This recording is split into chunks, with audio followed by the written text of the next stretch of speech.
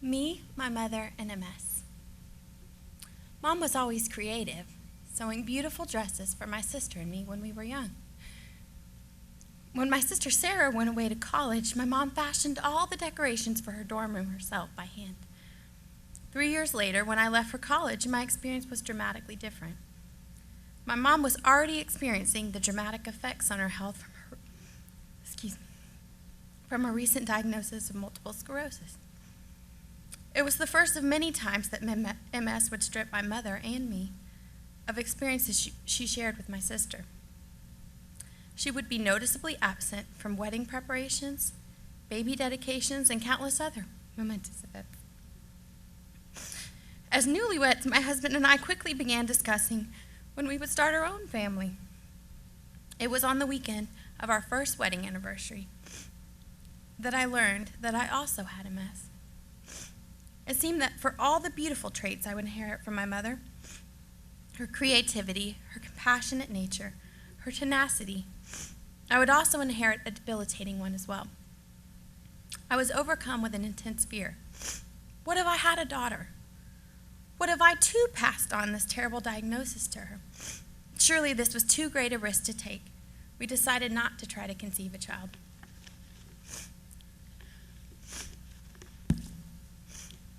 Through adoption, my husband and I welcomed 2 energetic brothers into our home and our hearts just a year after my diagnosis. I soon learned that they too inherited debilitating things from their biological mother. They may never have to worry about the physical repercussions of being born of my body, but they do carry with them the lifelong effects of the neglect and abuse they suffered under their biological mother's care. I have daily reminders of their inheritance from their other mother, both good and bad, their dimply smiles which can light up a room, their beautiful skin tone which is several shades darker than my own, but also their painful inability to trust easily and love completely. After years of therapy appointments and interventions, our family began the process of putting my boy's past in the past and looking towards the future. I had put my MS diagnosis in the rearview mirror as well, pushing aside all the weighty what-ifs to pursue the right now. We welcomed another son into our family, a son born of my own body. Shortly after his birth, it became clear that the pregnancy and delivery accelerated the effects of MS on my body. Up until this point, I avoided my fears about my diagnosis because I was relatively symptom-free. However, hormone shifts, lack of sleep, and all of the typical newborn realities sent my body into a whirlwind of MS symptoms, decreased mobility, vision changes, and muscle weakness. I feared this disease would strip me of my mobility like it had my mother, who was by this point completely bedbound. Would my husband have to care for me the way my father had to care for all of my mother's basic needs?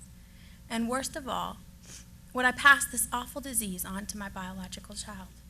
Such answers never come easily. But as I watched my mother courageously fight the disease in the 2 years that followed, my courage to face whatever future lay ahead increased as well. So I guess that is another trait I inherited from my mom, courage. She never allowed the disease to rob her of participating in life as fully as her broken body permitted. Unwilling to allow my diagnosis to stunt our family's growth, I followed my mother's lead. My husband and I welcomed another biological child into our family in September of last year, this time a daughter. My mother was thrilled at the arrival of her first granddaughter. MS stripped my mom of her ability to sew, but she was able to pass on the dresses she had sewn for my sister and me all those years ago. It brought her so much joy to see my daughter in one of her hand-sewn creations. Watching my mom embrace all of her grandchildren with unconditional love and acceptance reminded me that though I can't control how the terrible disease might one day be passed on to my children, I can choose to be intentional in the good I pass along too. I can love them unconditionally and nurture them both physically and emotionally. That's what my mom did for me, and that's what I will do for them. My mother lost her fight with MS 2 months ago. In those first days after my mother's death, I didn't know how I would continue on without her. One day, when we went to check on my father, my 2-year-old son gave me a vivid picture of just how to do that. He ran for the door where my mom had laid in her hospital bed for much of his young life, calling out, "Gran!" with such excitement. And when he opened the door to find she was no longer there, he quietly climbed into her bed, where he had often sat with her for hours coloring, and picked up a crayon and began to color, just like they had always done together.